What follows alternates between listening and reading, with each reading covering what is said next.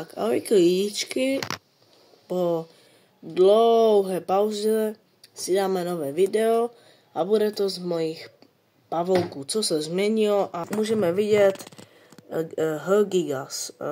Nevím přesný název, někdy vám ho tady napíšu. Je to podzemní sklipkan, který se vyučuje hlavně svojí agresivitou a svojí velikostí. Může v rozpatí nohou mít až 15 až 18 cm.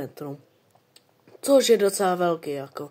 Když si vezmete, že 15, jako, chápete, že to je skoro víc jak tahle ruka. No zaostří. Hop. Mám ho nově, takže ještě moc nevím o něm, jak by, nebo vím, ale nevím, jak úplně se bude u mě chovat, protože u kamaráda byl docela agresivní. Což úplně nebylo nejlepší pro mě, jelikož je začátečník, ale to je jedno, to někdy jindy. Terrarium, no, terrarium je pro něj 30-30-30, takže výška, délka a šířka, to je perfektní. Potřebuje misku s vodou a nějaký úkryt, který můžeme vidět tam vzadu, kde teď asi švaba je o 100%. Určitě mu můžete udělat takovou menší díru. Počkat, musím vám to oddálit.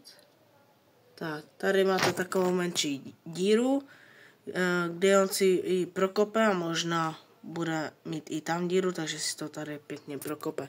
Rád kope, velmi rád. No, tak se přesuneme na dalšího.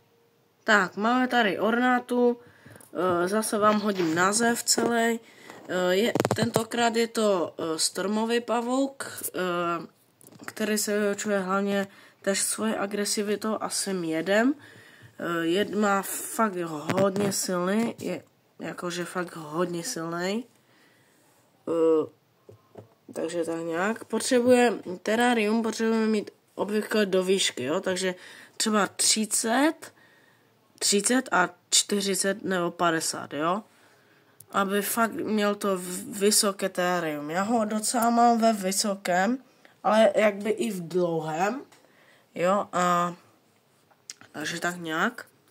Určitě tam nesmí chybět korek, kde si udělá pavučinu, tam má taky, jak vidíte, jo, prostě takové vyšší terrarium, protože ti stromoví obvykle jsou v korunách stromů, takže proto tam mají také vysoké věci.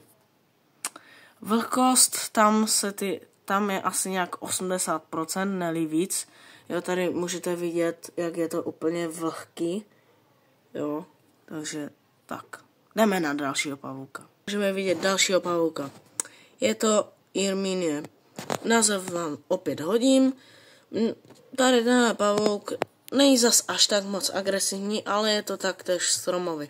Takže utíká, potřebuje mít vysoké terrarium, což nemá zas až tak moc vysoké, ale jak vidíte, je to ještě prcek. Jeho vlhkost by měla být též nějak 70 až 80, jo.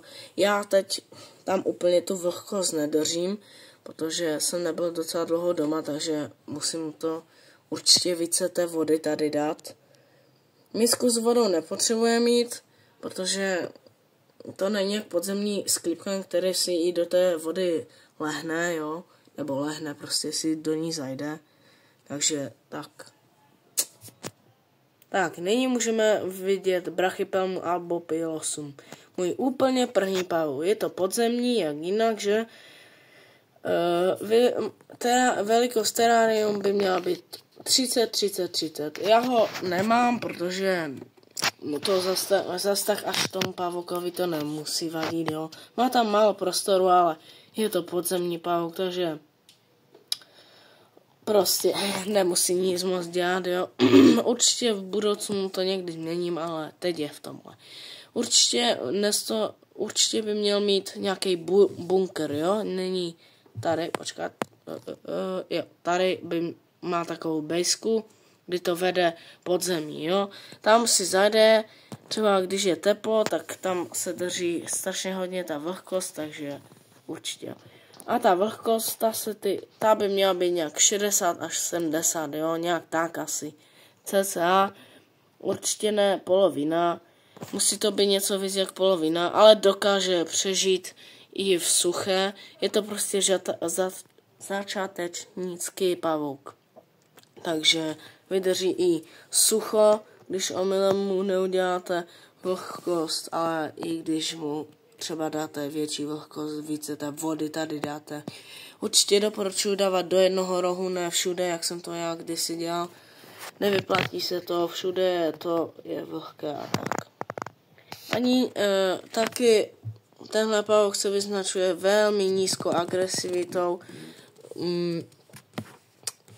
Jeho jed je jak 2 včely, ani ne možná, takže se nemusíte bát, je to fakt, že začátečnický pavouk, takže tak.